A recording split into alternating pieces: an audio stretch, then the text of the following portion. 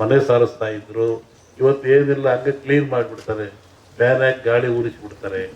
ಇಂಥ ಅವ್ಯವಸ್ಥೆ ಬಂದಿರೋದ್ರಿಂದ ಕ್ರಿಮಿಕೀಟಗಳು ಮನೆಯಲ್ಲಿ ಆವರಿಸಿದು, ಮನಸ್ಸಿನಲ್ಲಿ ಆವರಿಸಿದು, ಶರೀರದಲ್ಲಿ ಸೇರಿದು.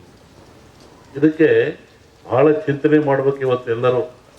ಇನ್ನೊಂದು ರೂಪ ತಗೊಳುತ್ತೆ, ಇದು ಗಾಳಿ ರೂಪಕ್ಕೆ ಬರುತ್ತೆ ಮುಂದೆ. ನಿನ್ನೆ ಹೇಳಿದ್ದೀನಿ ನಾನು, ಇದು ಗಾಳಿ ಮಧ್ಯಮವಾದರೂ ತೂಕವಾಗಿದೆ.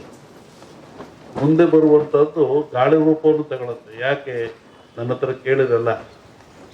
ನಿನ್ನೆ ಒಂದು ಖಾಸಗಿ ಕಾರ್ಯಕ್ರಮದಲ್ಲಿ ಬೆಂಗಳೂರಿನಲ್ಲಿ ಸಿದ್ದರಾಮಯ್ಯ ನಾವು ಮಾತಾಡ್ತಾ ಇದ್ವಿ. ಅವ್ರು ಹೇಳಿದರು, ನನಗೂ ಕೊರೋನಾ ಬಂದ್ಬಿಡುತ್ತೆ ಗುರುಗಳೇ, ನಿಮ್ಮ ಟಿ ವಿ ನೋಡಿದೆ ಇನ್ನೂ 3 ವರ್ಷ ಹೋಗಲ್ಲ ಅಂತೀರಾ, ಹೆಂಗೆ ಮಾಡೋಣ ಅಂತ ಹೀಗೆ ತಮಾಷೆ ಮಾಡ್ತಾ ಕೂತಿದ್ವಿ.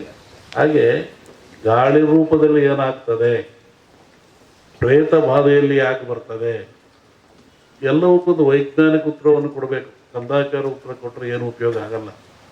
ಈ ನಮ್ಮಲ್ಲಿ ಸತ್ತವ್ರಿಗೆ ಏನು ಮಾಡ್ತೀರಿ, ಸಮಾಧಿ ಅಂತೀರ.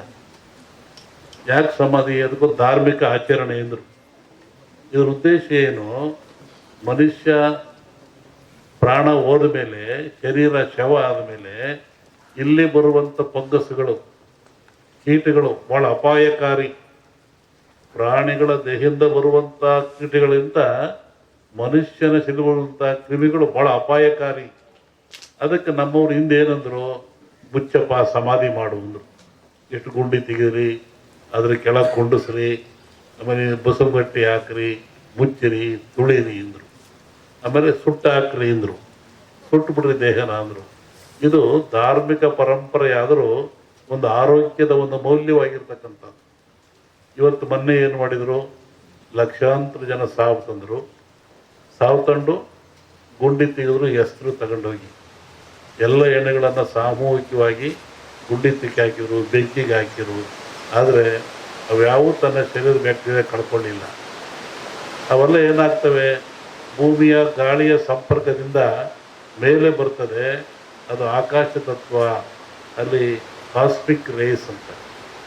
ಭೂಮಿಗೂ ಆಕಾಶಕ್ಕೂ ಒಂದು ಮಧ್ಯೆ ಒಂದು ಲೇಯರ್ ಇರ್ತದೆ, ಕಾಸ್ಮಿಕ್ ಲೇಯರ್. ಅಲ್ಲಿ ಎಲ್ಲ ಸಂಗ್ರಹ ಆಗ್ತದೆ. ಹೆಂಗೆ ನೀರು ಮೇಲೋಗಿ ಮೋಡವಾಗಿ ಗಾಳಿಯಿಂದ ಭೂಮಿಗೆ ಬರ್ತದೆ, ಹಾಗೆ ಒತ್ತಡ ಬಂದಾಗ ಅವು ಕೆಳಗೆ ಬರ್ತದೆ. ಅವು ನಿರ್ವಾತ ಪ್ರದೇಶ ಉತ್ಪತ್ತಿ ಆಗ್ತದೆ. ಅವಾಗ ಮನುಷ್ಯನ ಮೇಲೆ ಅಟ್ಯಾಕ್ ಆಗ್ತವೆ. ಆವಾಗ ಮನುಷ್ಯ ಸಾಯ್ತಾನೆ.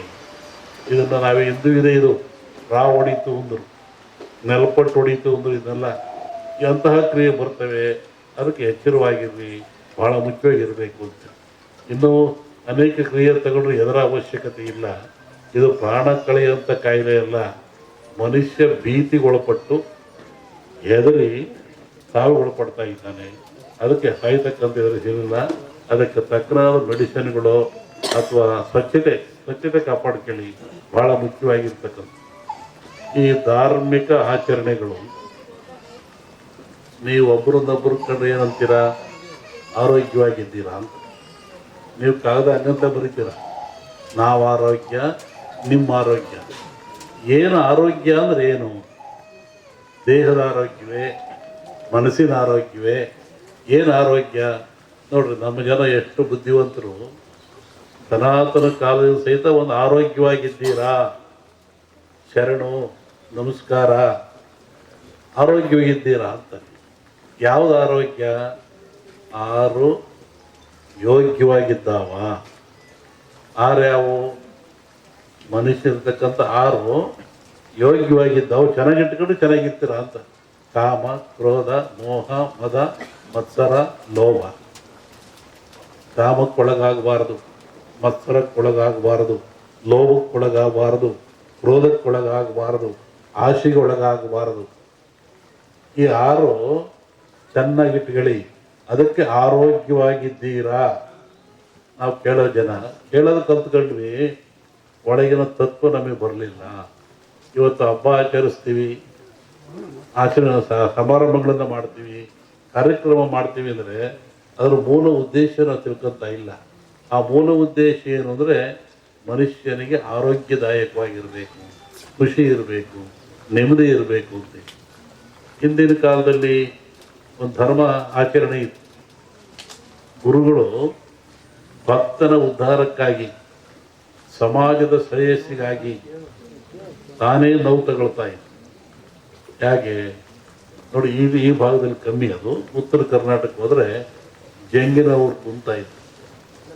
ಒಬ್ಬ ಕಾಲಿಗೆ ಜಂಗ್ ಕೊಟ್ಕೊಳ್ಳೋದು, ಮನೆಗೆ ಬರೋದು. ಬೆಳಿಗ್ಗೆ 6 ಗಂಟೆ ಹೊತ್ತಿಗೆ ಬರ್ತಾ ಇದ್ದ. ಅಲ್ಲಿ ಬಂದು ಜಂಗ್ ಶಬ್ದ ಮಾಡೋವನು, ಅವು ಒಳಗೆ ಹೋಗೋವನು ನೋಡ್ತಾ ಇದ್ದ. ಏನು ಇವರು ಬಾಗಿಲು ಸಾರಿಸಿದಾರೋ ಇಲ್ವೋ, ಇವರು ಸ್ನಾನ ಮಾಡಿದಾರೋ ಇಲ್ವೋ, ಇವರು ಬೇಗ ಎದ್ದಿರೋ ಇಲ್ವೋ, ಇವ್ರ ಮನೆಯಲ್ಲಿ ಸ್ವಚ್ಛತೆ ಇದೆ ಇಲ್ವೋ ನೋಡುವಂತ. ಅವನಿಗೇನು ಅಲ್ಲಿ ಹಿಟ್ಟಿಡ್ತಾ ಇದ್ರು, ಜೋಳದ ಹಿಟ್ಟು. ಒಂದೇ ಇಡಿ ಹಿಟ್ಟು ತಗೊಳ್ಳೋದು, ಜಾಸ್ತಿ ತಗೊಳಂಗಿಲ್ಲ. ಕಾಯಿಕ ದಾಸೋಗ ಅಂತ ಒಂದಿಡಿ ಜೋಳದ ಹಿಟ್ಟು ತಗೊಳ್ಳೋದು, ಜೋಳಿಗೆ ಹಾಕಿರೋದು. ಈಗ ಎಲ್ಲಾರ ಮನೆಗೂ ಹೋಗ್ತಾ ಇದ್ದ ಅವನು.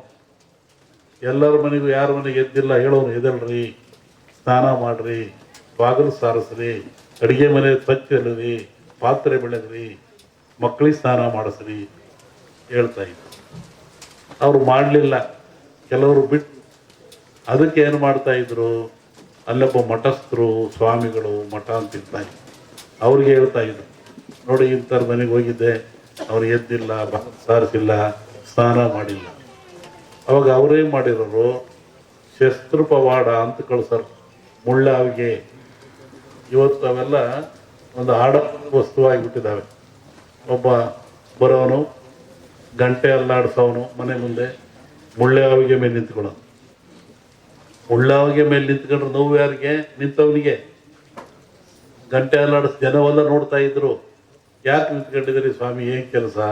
ನೋಡಿ, ಇವ್ರು ಬೆಳಿಗ್ಗೆ ಬೇಗ ಹೇಳ್ತಾ ಇಲ್ವಂತೆ, ಇವರು ಸ್ನಾನ ಮಾಡಲ್ವಂತೆ, ಇವ್ರ ಮಕ್ಳಿಗೆ ಸ್ನಾನ ಮಾಡಿಸಲ್ವಂತೆ, ಎದ್ದುಗಳು ಹಂಗೆ ಕಾಫಿ ಕುಡಿತಾರಂತೆ, ಯಾವುದೋ ಆಚರಣೆ ಇಲ್ವಂತೆ. ಅದಕ್ಕೆ ನಾನು ಮುಳ್ಳಾಗಿ ನಿಂತ್ಕೊಂಡು ಗಂಟೆಯಲ್ಲಿ ಆಡಿಸ್ತಾ ಇದ್ದೆ. ಒಬ್ಬ ಭಕ್ತನ ಉದ್ಧಾರಕ್ಕಾಗಿ ಒಂದು ಸಮಾಜದ ಏಳಿಗೆ ಎಂಥ ವ್ಯವಸ್ಥೆ ಇಟ್ಟಿತ್ತು ಸಮಾಜ ಹಿಂದೆ. ಒಬ್ಬ ಗುರು ಬಂದು ನೋವು ತಗೊಳ್ತಾ ಇದ್ದ. ಅವಾಗ ಅವನು ಬಂದು, ಇಲ್ಲ ಸ್ವಾಮಿ, ಇನ್ಮೇಲೆ ಹಂಗೆ ಮಾಡಲ್ಲ ನಾನು. ಹಾಗೆ ಒತ್ತಡ ಬಂದಾಗ ಅವು ಕೆಳಗೆ ಬರ್ತವೆ. ಅವು ನಿರ್ವಾತ ಪ್ರದೇಶ ಉತ್ಪತ್ತಿ ಆಗ್ತದೆ. ಅವಾಗ ಮನುಷ್ಯನ ಮೇಲೆ ಅಟ್ಯಾಕ್ ಆಗ್ತವೆ. ಅವಾಗ ಮನುಷ್ಯ ಸಾಯ್ತಾನೆ. ಇದನ್ನು ನಾವೇ ಹಿಂದೂ ಇದೆ. ಇದು ರಾವ್ ಹೊಡೀತು ಅಂದರು, ನೆಲಪಟ್ಟು ಹೊಡೀತು ಅಂದರು. ಇದನ್ನೆಲ್ಲ ಅಂತಹ ಕ್ರಿಯೆ ಬರ್ತವೆ. ಅದಕ್ಕೆ ಎಚ್ಚರವಾಗಿರ್ರಿ, ಭಾಳ ಮುಖ್ಯವಾಗಿರಬೇಕು ಅಂತ. ಇನ್ನೂ ಅನೇಕ ಕ್ರಿಯೆ ತಗೊಂಡ್ರೆ ಎದರ ಅವಶ್ಯಕತೆ ಇಲ್ಲ. ಇದು ಪ್ರಾಣ ಕಳೆಯುವಂಥ ಕಾಯಿಲೆ ಅಲ್ಲ. ಮನುಷ್ಯ ಭೀತಿಗೊಳಪಟ್ಟು ಹೆದರಿ ಒಳಪಡ್ತಾ ಇದ್ದಾನೆ. ಅದಕ್ಕೆ ಸಾಯ್ತಕ್ಕಂಥ ಎದುರಿಸಿಲ್ಲ. ಅದಕ್ಕೆ ತಕ್ಕನಾದ ಮೆಡಿಸಿನ್ಗಳು ಅಥವಾ ಸ್ವಚ್ಛತೆ ಕಾಪಾಡ್ಕೊಳ್ಳಿ, ಭಾಳ ಮುಖ್ಯವಾಗಿರ್ತಕ್ಕಂಥ. ಈ ಧಾರ್ಮಿಕ ಆಚರಣೆಗಳು